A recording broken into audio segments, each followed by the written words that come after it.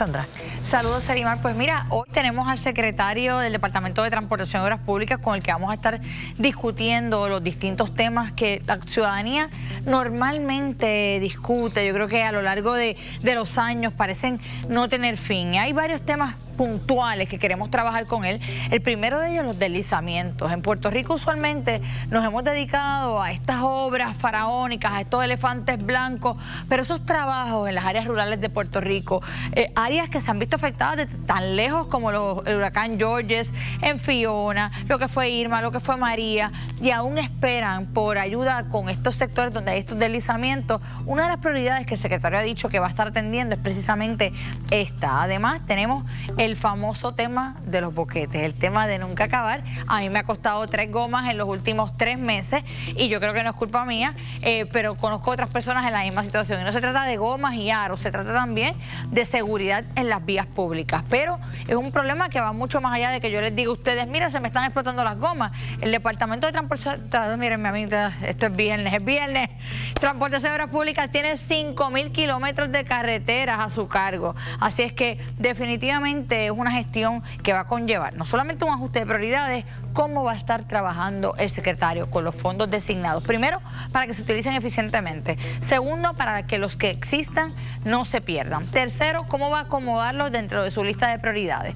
En tercera instancia, yo creo que hay un tema que no se habla tanto como el de los boquetes en las carreteras o el de los deslizamientos, pero que es igualmente importante y creo que quizás no hemos medido el impacto que ha podido tener en la ciudadanía, particularmente en la seguridad en las vías públicas, que es el tema de los semáforos que no están funcionando. Muchos de esos semáforos se ha atribuido su no funcionamiento a problemas de voltaje y en ocasiones, le puedo decir, en vías cercanas a mi hogar, por ejemplo, eso parece la anarquía. Los semáforos no funcionan y estamos como para el tiempo de huracanes, uno se da paso, el otro va bien vaquero en la carretera, pero al final del día hay unos fondos destinados para esto. Lo que quisiéramos saber es, ¿hay un plan además de esos fondos? El secretario Edwin González, a quien le ha sido atribuido este peso de dirigir el Departamento de Transportación y Obras Públicas, es uno de los sobrevivientes de la administración de Pedro Pierluisi, así es que él ha hecho esta transición a este nuevo puesto. Pero más allá de la transición, de la visión que tenga, él tiene grandes retos dentro del Departamento de Transportación y Obras Públicas y hoy veremos si tiene también la última palabra.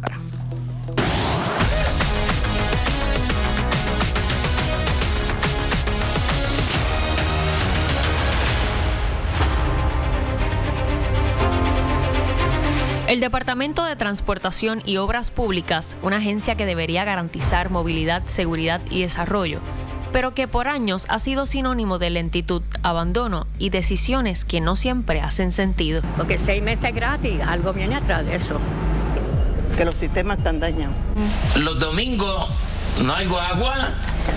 ¿Por qué? Y en el pasado sí había. Más de 4.000 millones de dólares en fondos federales han estado disponibles para infraestructura vial y sin embargo, las carreteras de Puerto Rico siguen siendo un campo minado. Casi $1 millón de pesos que están dejando en la mesa, $1 millón de pesos que pueden estar invirtiendo en muchas de las facilidades para hacer la experiencia aún mejor. Y mientras eso ocurre, los usuarios del transporte colectivo siguen esperando por un sistema que sea eficiente, moderno y accesible. El sistema AMA, las lanchas de Vieques y Culebra y hasta la Autoridad de Carreteras arrastran problemas estructurales, operacionales y hasta escándalos administrativos. Puerto Rico necesita moverse, pero el camino bajo la responsabilidad del DITOP sigue lleno de obstáculos. ¿Hay voluntad real de transformar el sistema? Lo discutimos ahora mismo con el nuevo secretario del Departamento de Transportación y Obras Públicas, Edwin González Montalvo. Ahí vieron un resumen de algunos de los retos del Departamento de Transportación y Obras Públicas, que quizás no se los tenemos que comentar a ustedes porque ustedes los ven todos los días. Incluso también tocamos el tema de la Autoridad de Transporte Integrado, que está bajo la jurisdicción del Departamento de Transportación, que trabaja con todo este tema de las lanchas de Vieques y Culebra. Así que hoy esperamos tener respuestas a un sinnúmero de temas muy variados con el secretario del Departamento de Transportación y Obras Públicas, el ingeniero Edwin González. Bienvenido. Gracias, Alexandra. Gracias a usted por aceptar la invitación y estar aquí. Un gusto, la primera vez, espero que no sea la última. No, no será la última, que se repite, porque como puede ver, tenemos mucho en el tablero y me gustaría que otros días los usemos para profundizar. Por supuesto. Comencemos con los problemas principales. Hay 3 banderas que usted cargó desde que llegó, que era la de los deslizamientos, la de los huecos en las carreteras y la de los semáforos. Sí. Al día de hoy se cumplen 100 días de la gestión de la gobernadora.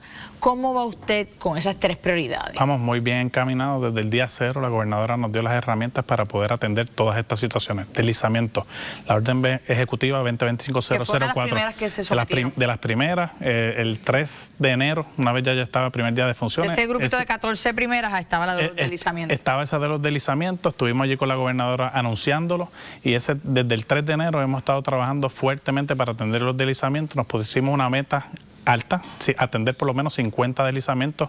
Hoy, a los 100 días de esta administración, ya tenemos 57 deslizamientos que están con contratos, con contratistas trabajando en la carretera. Este mismo martes estuve en Patillas con la alcaldesa visitando uno de esos mismos deslizamientos. Algunos de ellos, Alexandra, que no se atienden desde Hugo, 1989, Georges, 1998. Y la gobernadora tiene esa empatía. ¿Por qué no se atendieron, secretario? Por muchas ocasiones no habían los fondos necesarios, no se reclamaban, ¿no? Quizás no era falta de voluntad, pero no habían los fondos necesarios y quizás no era una prioridad, pero la gobernadora ha puesto esto como prioridad porque estos son los proyectos que quizás no son los proyectos faraónicos, pero son los proyectos grandes e importantes para la ciudadanía. Estuvimos, Alexandra, estuvimos en Adjuntas inaugurando un proyecto, un deslizamiento de estos que afectaba unas 600 familias y les impactaba en su día a día 45 minutos, 1 hora que tenían que hacer un desvío. No, es una barbaridad. O sea que son proyectos que quizás con $500,000, $1 millón, que es mucho dinero, pero en la expectativa de los fondos que tenemos, podemos mejorar la calidad de vida de los ciudadanos y la gobernadora nos ha dado esa encomienda. Ya tenemos más de 600 identificados que no tienen fondos, ¿verdad? Porque hay algunos que tienen fondos de María, de Fiona, y ya eso está encaminado. Estos son deslizamientos que no tienen fondos asignados. La gobernadora ya nos ha dado para el nuevo año fiscal cerca de unos $55 millones en el presupuesto. Nos identificó $157 millones adicionales de Fiona para atender esto mismo y así hemos estado trabajando desde el día 0 para poder ejecutar la visión de la gobernadora con unas carreteras seguras para todos y todas. No, y la área de los deslizamientos es lo que no se le puede poner valor económico, ahorrarle a una persona todos los días 45 minutos adicionales de transporte hacia las escuelas de sus hijos, a sus trabajos, también tiene un valor económico al final del día, que la persona tenga casi 1 hora más disponible de tiempo y en la calidad de vida. Eso, ¿quién le pone precio a la calidad de vida? No estar 45 minutos guiando. Por supuesto, ¿no? Y los huecos, que lo mencionaste también, las rampas de la PR18, el Expreso de las Américas, la Domenech, cuando uno sale de allí, eso parecía la luna, esa es la realidad. Inmediatamente todas las rampas de la Avenida de las Américas se asfaltaron, se hizo una inversión de unos 2.5 millones. Le quiero preguntar algo sobre ese asfalto, sí. Porque usted tiene 5.000 kilómetros de carretera bajo su mando, pero vemos que muchas carreteras, en lugar de asfaltarse completas, están ocurriendo los famosos bacheos estos. ¿Cómo ustedes distinguen si van a poner estos parchos, por decirlo así, o si van a asfaltar? Sí, el bacheo tiene su propósito, ¿verdad? Una situación de emergencia, evitar que haya un accidente, que alguien, como tú mencionaste, se le afecte la goma, que luego esté en la vía de tránsito, ocasiona un accidente.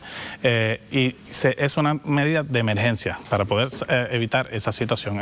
Entonces se programa ya un trabajo mayor, que quizás se pueda hacer el corte, hacer un depósito, un trabajo un poco mejor hecho, ¿verdad? Si se pudiera ver de esa forma. Y posteriormente un trabajo que se vaya a hacer ya la repavimentación completa de una carretera, que ya nos hemos estado reuniendo con los alcaldes, programando qué carreteras se van a estar atendiendo para poder así utilizar los fondos correctamente. En ese tema, la fiscalización del asfaltado. Nosotros tuvimos aquí un segmento especial, se llamaba La Historia del Boquete, con un experto en mezclas asfálticas. Entonces él iba a diferentes áreas y nos explicaba los errores que se habían cometido en ese asfaltado. Y vemos que yo creo que ya no es ni percepción. Antes, cuando yo era muy pequeña, recuerdo que mis papás me decían, cada 4 años asfaltan las carreteras para las elecciones, pero esas carreteras duraban un montón. Ahora faltan las carreteras y en nada uno ve los boquetes, o el asfalto es de menor calidad, o no lo están haciendo como se supone. ¿Hay un mecanismo de fiscalización de que se está haciendo adecuadamente? Sí, nosotros tenemos un laboratorio de materiales en Bayamón, tenemos otros a través de Puerto Rico.